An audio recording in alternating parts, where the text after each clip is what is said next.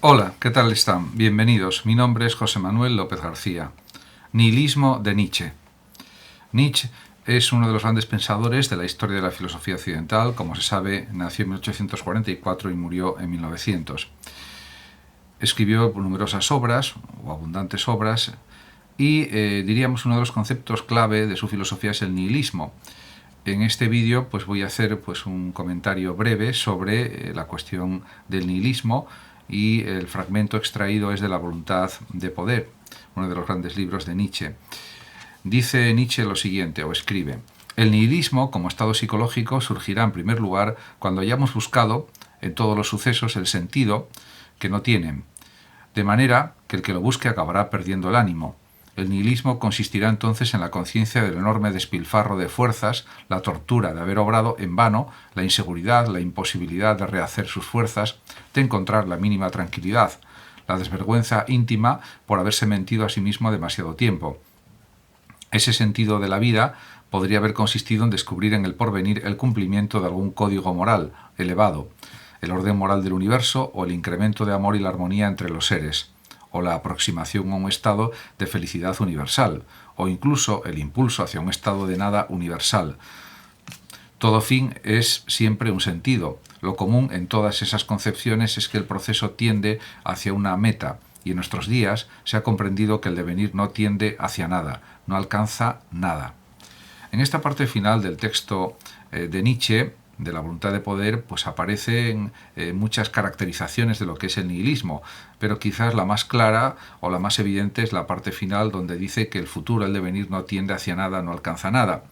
Por lo tanto, diríamos cualquier planteamiento de tipo finalista, de tipo teleológico, deja de tener sentido en el vitalismo de Nietzsche, en la filosofía vitalista de este gran pensador.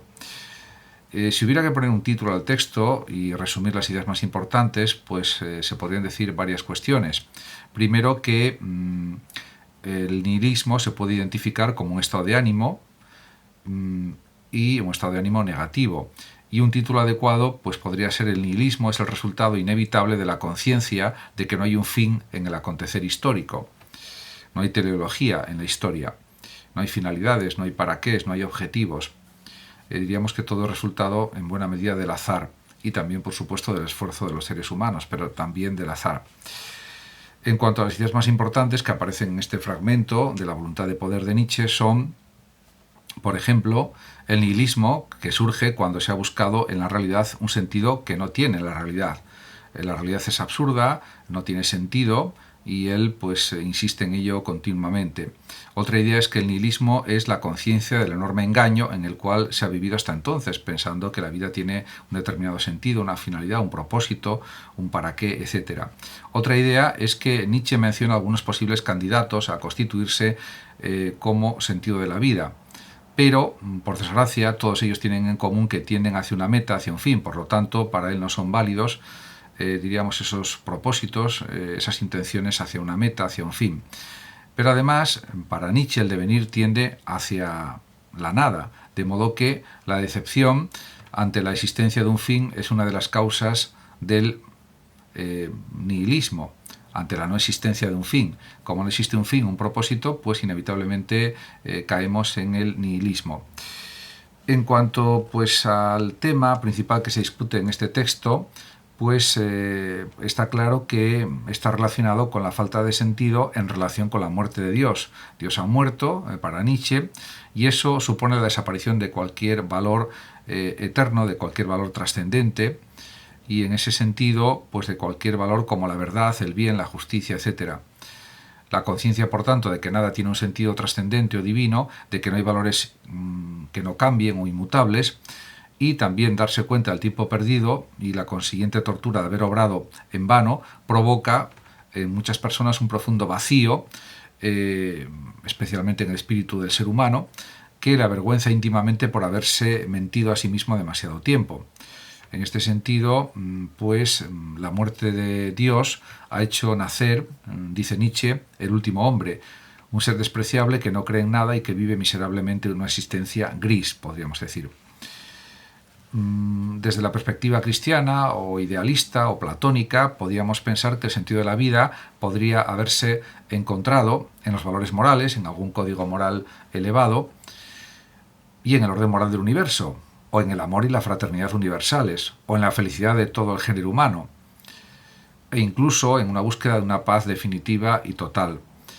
Sin embargo, para Nietzsche, en todas esas concepciones de un sentido de la vida hay siempre la idea de un proceso que avanza, de una marcha progresiva hacia un fin último que dará propiamente sentido y valor a la existencia. Ahora bien, como sentencia Nietzsche, y ahora son palabras del propio Nietzsche, en nuestros días se ha comprendido que el devenir no tiende hacia nada, no alcanza nada. Por tanto, para Nietzsche, indudablemente, no hay fines, no hay metas, no hay objetivos, no hay tampoco un sentido de la vida. En este orden de cosas se anticipa pues a veces pues a pensadores del absurdo, a existencialistas, etc. En cualquier caso, también él considera, Nietzsche, que todas las teorías finalistas, es decir, todas las hipótesis o suposiciones que justifican o que se justifican a partir del fin o del objetivo que pretenden conseguir, dejan de tener sentido y pierden su justificación al desaparecer el fin. En definitiva, el nihilismo más radical se extiende por todas partes. Además, para Nietzsche el hombre no es el protagonista de la evolución y el centro de la misma tampoco. Podemos decir que este fragmento de la obra de Nietzsche contiene una de las partes más fundamentales del pensamiento nietzscheano y pues diríamos que el nihilismo se deriva de la ruina de la vieja metafísica y del derrumbamiento de los antiguos valores morales. Y ahí es necesario situar el origen de la crisis nihilista. Por otra parte, según Nietzsche, para poder salir de este pozo de miseria intelectual en el que habita el último hombre, es necesario comenzar una nueva filosofía impregnada de nuevos valores, los valores del hombre, los valores del señor de la vida, porque él decía que había una moral de los señores y una moral de los esclavos. Él pretende que esa moral de los señores, la moral del superhombre, sea la que, diríamos, tenga prevalencia y sea la que exista realmente. En ese sentido, el concepto fundacional o germinal de esta nueva metafísica que Nietzsche propone es la vida. Es el valor de la vida o el concepto de la vida. Por lo tanto, Nietzsche desarrolla un claro vitalismo. Eso sí, ha sido necesario pagar un elevado precio para poder asumir que no hay valores auténticos fuera de este único mundo terrenal. Él insiste en que no existe Dios, no existe otro mundo después de la muerte, todo acaba con esta vida, al finalizar esta vida, y por lo tanto hay que apurar la vida, hay que, diríamos, vivir al máximo en la vida terrena, que es la única que tenemos. En este sentido, podemos decir que Nietzsche no es un pensador nihilista, sino un pensador que niega, superándolo, el nihilismo del último hombre. Podemos decir también que para el pensador alemán la única vida auténtica es la que existe en el mundo terrenal y lo único que es real es el mundo material, el mundo empírico también. La vida, por tanto, para Nietzsche es fundamentalmente voluntad de poder y no meramente voluntad de existir o, diríamos, de supervivencia. En este sentido, para él está muy claro que donde hay vida hay un irrefrenable deseo de dominio, de vencer, etc. Y también para él vida es sinónimo de incesante ansia de satisfacer todos los impulsos vitales de una manera implacable. Además, para Nietzsche el superhombre, el nuevo hombre para una vida nueva, creerá en nuevos valores y los creará también. Y ya no se apuntará más al más allá, a la otra vida después de la muerte, ni tampoco a sus sustitutos conceptuales o terrenales, la razón, la verdad, la ciencia, el Estado, el socialismo, el progreso, la democracia, etc. Estos nuevos valores emergerán directamente de los instintos o de los impulsos vitales. Y el superhombre, para Nietzsche, no se limita a invertir con una trasvaloración los antiguos valores sagrados y laicos, sino que es un auténtico productor o generador de nuevos valores arraigados en el sentido de la tierra, en el sentido de lo empírico, podríamos decir también. Por lo tanto, para Nietzsche el superhombre tiene el duro destino de asumir, con todas sus consecuencias, el eterno retorno de todas las cosas.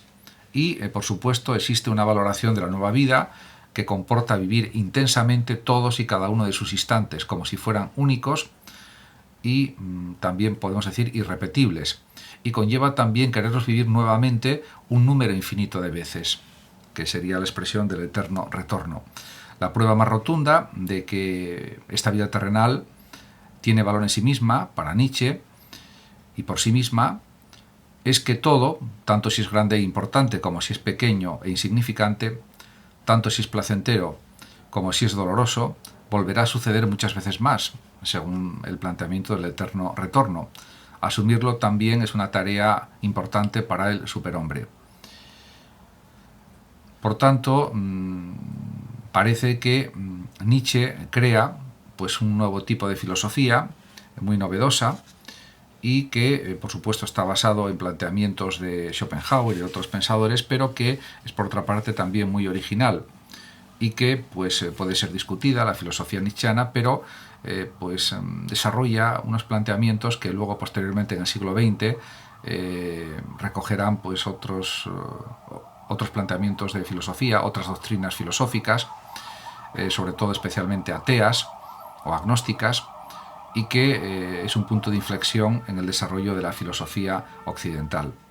Muchas gracias a todos por su atención, saludos como siempre a los oyentes de Radio Sofando de México, y por último decir que los que lo deseen pueden compartir este vídeo en sus redes sociales, darle like o suscribirse a mi canal de YouTube. Hasta siempre.